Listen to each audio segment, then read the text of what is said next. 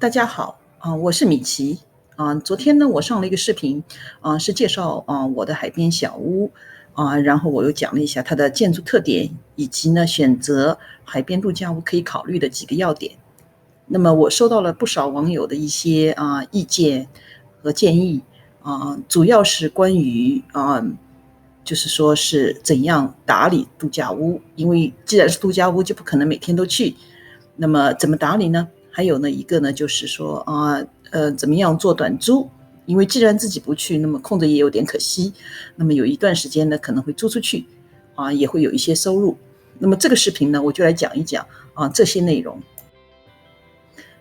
首先呢，我想大家要考虑一下，你这个买海边度假小屋的目的是什么？对于我而言呢，我们主要的目的呢是度假，是有一个可以放松的地方，离家2-3个小时，开过去又很方便，有时候长周末就去一趟。那么这个呢是主要的目的。那么其次呢，我希望呢以租养房。那么等到我们真正退休的时候呢，这个房子已经用租金呢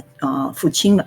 那么还有一点呢，为了让房子保养比较好一点呢，我们是不打算做长租的，一般只做短租，也就是说小于30天的，因为长租呢比较毁房子。因为度假屋和普通的出租房还是不一样的度假屋是我的房子我想来的时候还是自己的家，只不过一周呢一年里面呢借出去这么几周然后呢能够利用这个出租的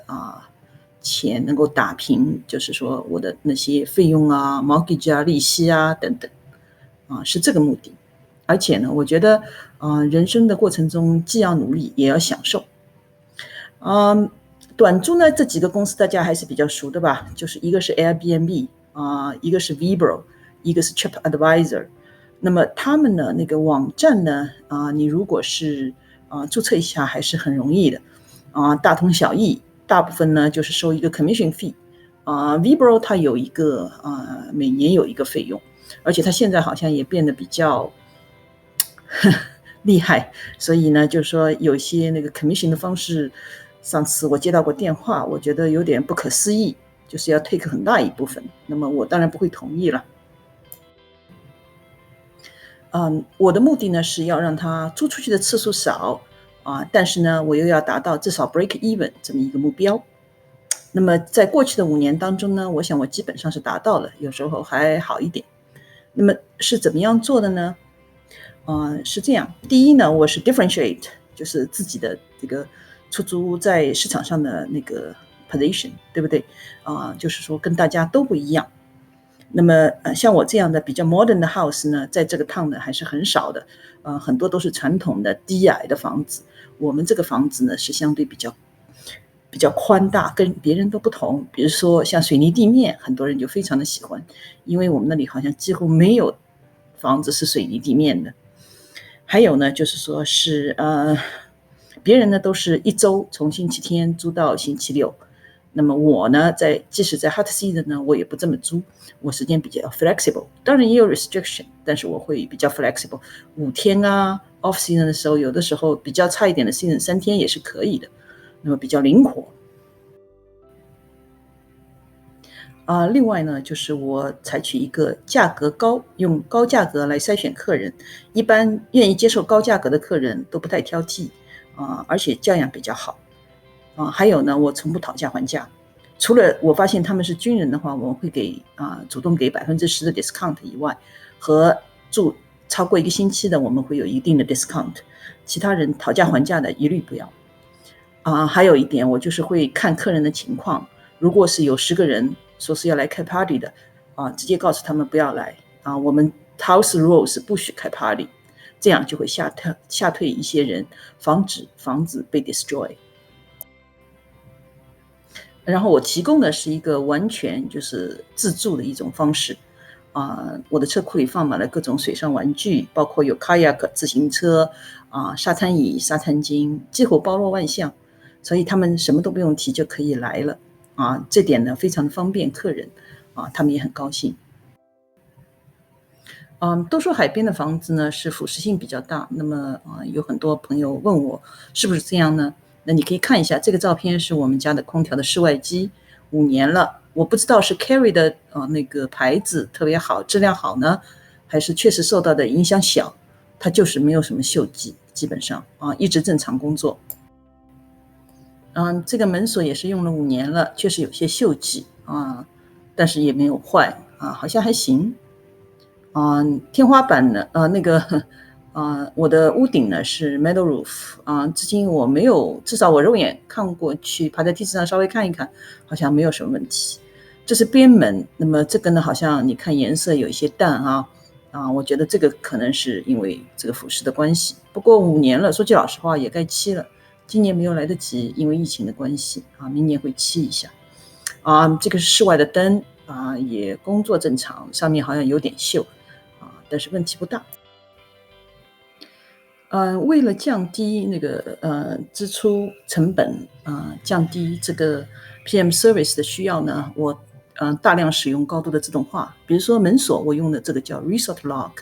每次它可以 generate 一个 code如果来客人就可以 access。这个是 thermostat Wi-Fi 的，我在家里就可以控制。没有客人的时候 off season 就放一个 camera， 然后对着大门因为我的大厅都是敞开的，看一下就知道了怎么回事。Garage door 也是可以用这个来控制的，也是用app 来控制的。基本上呢就是做到家里呢要 low maintenance， 水泥地面也是我很喜欢的一点，它就是 low maintenance。其他的一些物品桌子椅子尽可能用不是特别贵的，当然也最好不要太 cheap但是不太容易坏的这样呢就比较容易打理。另外呢真坏了也不心疼，再买一份就是这样成本也不会太高。还有朋友呢想问我一下，就是关于 PM 公司收费的问题。PM 公司收费呢每个呢是不太一样的，是从15%到25%的费用，你的就是收入的费用都有。然后你还要自己付 cleaning fee你如果提供 linen 的话还要付 linen fee。那么加起来呢有的时候成本从30%几到一直到接近50%都是有可能的。那么这种情况下呢，如果条件不是特别好的房子，有可能你 break even 有一定的难度。我的 PM 呢是我跟他的情况比较特殊，我跟他认识的时候呢他正好是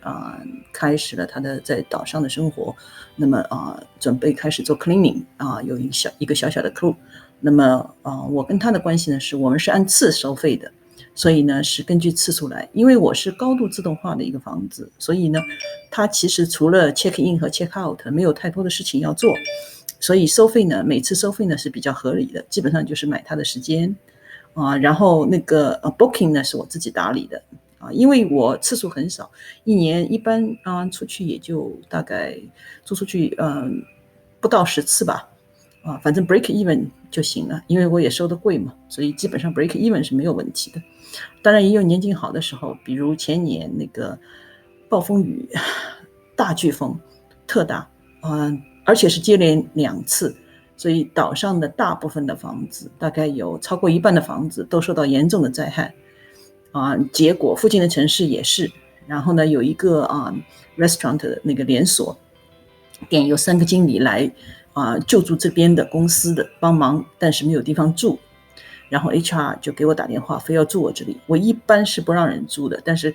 觉得社区建设也应该出一份力量，所以我就给他们住了，还给了他们很好的 discount结果害得我一直9月10月都没法过去，因为他们一直住在那里，到11月接近 Thanksgiving 才走。当然 income 还是比较好的当然这是两面性了其实度假屋我觉得也挺好玩，因为岛上很多人也都是这样的，就是在6、7、8月份夏天呢是出租用，但是到9月份以后呢9、10月份以后呢客人就很少了。那个时候呢岛上的居民很多都回来，然后大家开展各种活动这张照片呢就是岛上的11月初的一个好像是风筝比赛，我那次正好碰上，然后就看满天的这种巨型大风筝飞来飞去在沙滩上，非常的好玩因为小镇就是终于归我们自己了嘛，就是这个感觉是挺好的。好了，这期视频呢就到此为止你如果要知道呢那个我的小屋海边小屋的情况呢，请你去看那个视频，我就不把它们连在一起了就是关于我海边小屋的一个 tour 和讲它的建筑特点怎样能够逃避这个 hurricane。好了，谢谢大家。你如果喜欢我的视频，请点赞，请订阅。下一次再见，拜拜。